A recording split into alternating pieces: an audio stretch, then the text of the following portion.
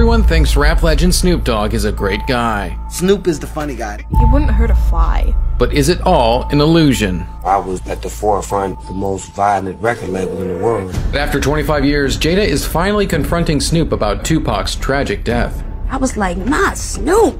I was powerless. I didn't want to see nobody die. Me and Pac got into it because he wanted me to stay gangster. You had sided with the enemy. I was working against the devil. Snoop Dogg and Tupac lived under the control of rap's most violent kingpin, Suge Knight. The controversial CEO of Death Row Records, the most feared figure in all of hip-hop, was accused of running down 2 men and killing them. My heart was beating every day. Suge demanded loyalty. I was supposed to be with Tupac and Suge. I had to step out of that situation. Shakur was shot 4 times in a car driven by Suge Knight. The Snoop could have stopped that whole thing. Pac would be alive today. The type of relationship, you only get that once in a lifetime. I have actual remorse. I'm not having it. I don't want to keep repeating my mistakes. What is it? How can we fix this? You were the only person that stood up to Suge Knight. What did Snoop Dogg do to survive? The last time I saw him, he was holding on to his last breath. I had got off the radio station with Angie Martinez. She asked me on the air, how do you feel about Puffy and Biggie? And I said what I felt. They're my homeboys, I love them. When I got back to the hotel, it was a whole nother atmosphere. So when we got on the plane to go back to LA the next day, Suge didn't let none of my security ride with me. I had to ride with him, his homies, and Pac.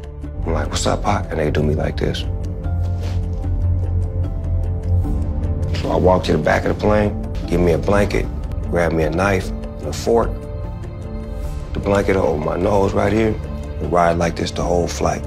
Snoop was desperate to feel safe, but he'd been trapped in a life of violence and fear for years. At 12 years old, you join a gang. If you're a young black guy growing up at that time, drugs and gangs were as much a part of your life as stoplights and street signs. Were you ever afraid? I was always scared. A lot of times I got shot at because I had a gun in my possession and could have shot back, but I was too scared because I was so concerned with my life. It got to a point to where my mother kicked me out because she felt like I was bringing too much drama to her house. I had just turned 17. Jesus, and what do you do? It's not like you got somewhere to go. Where did you go?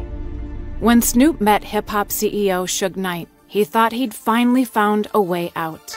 He was so honest, so real, so true, and so passionate about his artists, giving us direction, coaching us. And when Snoop bonded with rapper Tupac, it seemed like he'd found the family he always wanted.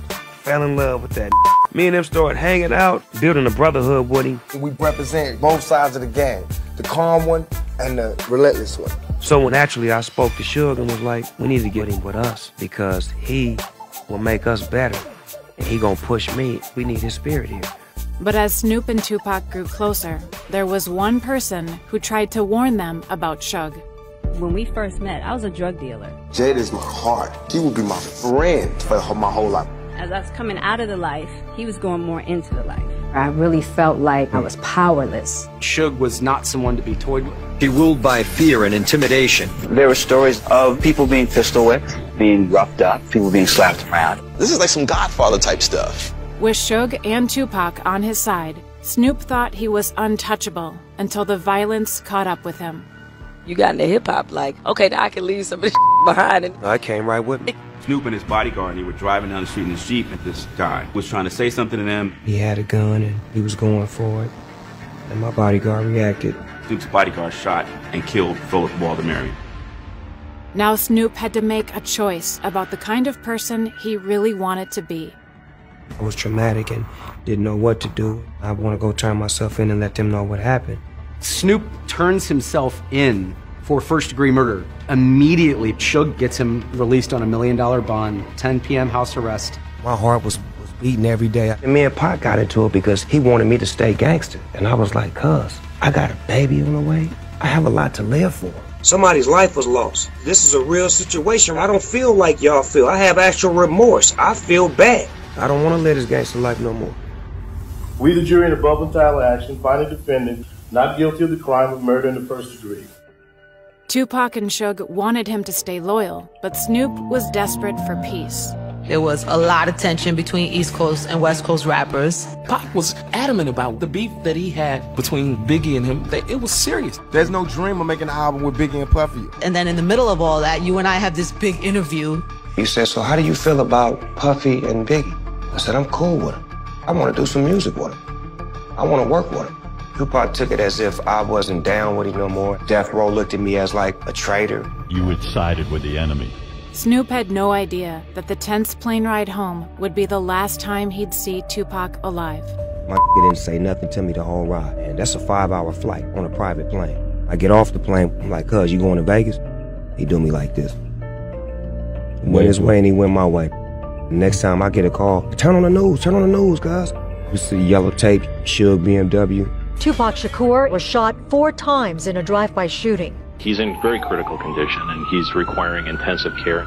I drove down there to the hospital because I wanted to see my I'm thinking that he was gonna make it. It's Pac. He'd been shot before.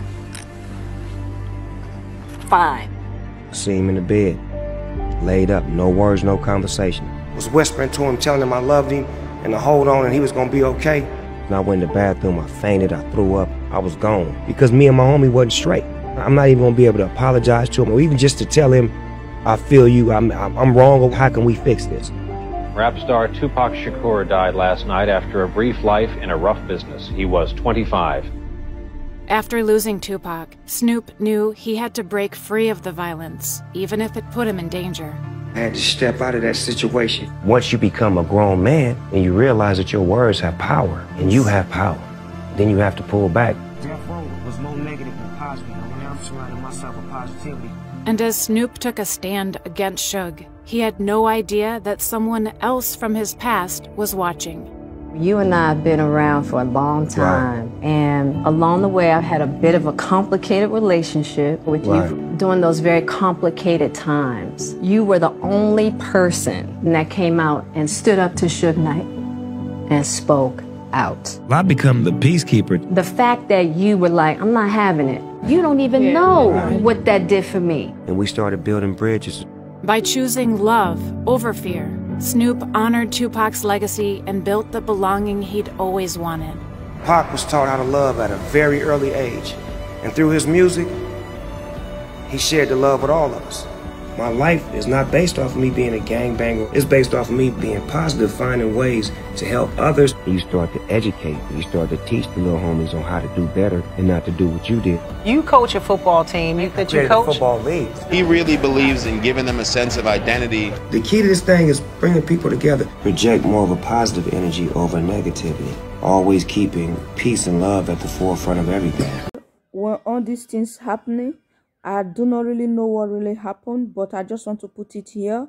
Just watch it carefully and subscribe. This is about Jada, Will Smith's wife, and Snoop Dogg and the Tupac. What really happened at that time.